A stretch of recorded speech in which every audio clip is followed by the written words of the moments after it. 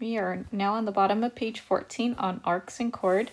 So if we know that two arcs are congruent, so I'm going to highlight what I mean by this. So for part one, in a circle or two circles that are congruent, we can make the conclusion that if, for example, arc AD is congruent to arc DB, and I'll just kind of draw this slash to it.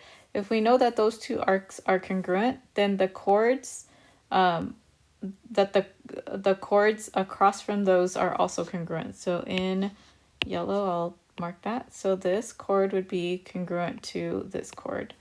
Okay, in a similar way, if you knew that the two chords were congruent, or in other words, AZ is congruent to ZB, then you can also make the conclusion that the arcs are congruent. And then the other property that you would know of is that a diameter that is perpendicular to a chord, so if we know that this diameter is perpendicular to this chord AB, then your conclusion is that this segment is congruent to this segment, or in other words, AZ is congruent to ZB. So using those properties, let's go ahead and answer a few questions on the next page. So on number one, if you knew that that the circle below had those following features, one thing I'm going to point out is now you're going to look for those properties that you were told on page 14, at the bottom page 14, in which you know that congruent chords. So we're going to look and see if there's any other chords that are congruent to YX. And we see that VX is 12 and then ZX is 10, and together they make 22. So that means those two highlighted chords are congruent to each other. So knowing that, then our conclusion is that the arcs are congruent to each other. So then we know that this arc is therefore congruent to this arc.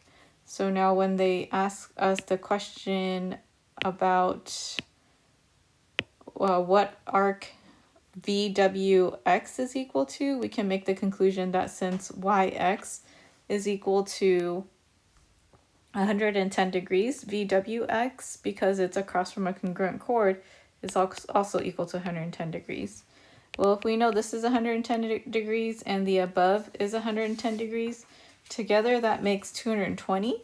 And so altogether, we have 360 degrees. So 360 minus 220 would give us arc VUY is equal to 140 degrees.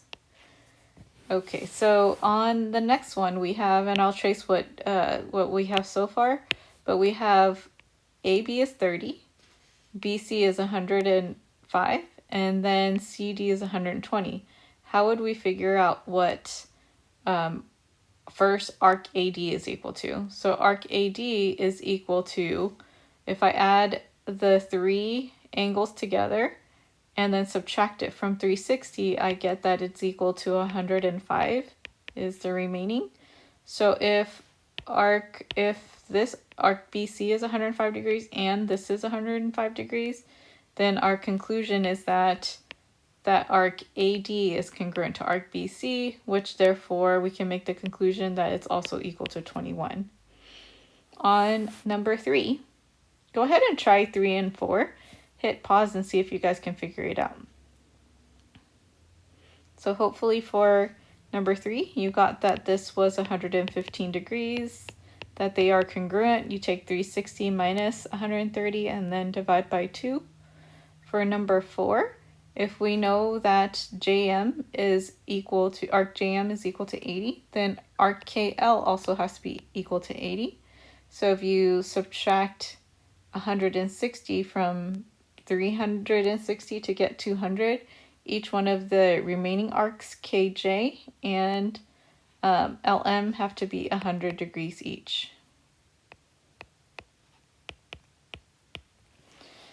And lastly, if you have two congruent circles or the same circles, the two chords that are equidistant from the centers are congruent to each other. So actually, in other words, two chords are equidistant from the center if and only if they are congruent.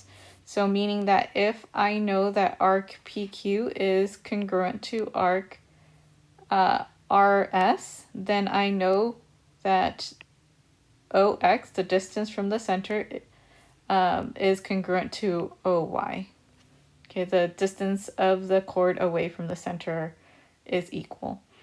So in the two problems below here, we're going to go ahead and do 5 and 6. We know that PR is equal to blank is the question, and the radius it looks like is 17, and the distance from the center of the chord is 8. So how do we figure out what the length of PR is equal to? Well, first, the distance away, then that altitude of that triangle provides us with a right triangle. So we have Pythagorean theorem would allow us to figure out what PS is equal to, and then double that to find out PR. So 17 squared is 289. If I take the hypotenuse and I subtract out 8 squared, which is 64, I get 225, and the square root of that is equal to 15. So 15 is the length of PS. If I want what PR is equal to, I'm going to go ahead and multiply by 2 to get 30. On the next problem, you have that the distance the chord is away from the center is 3.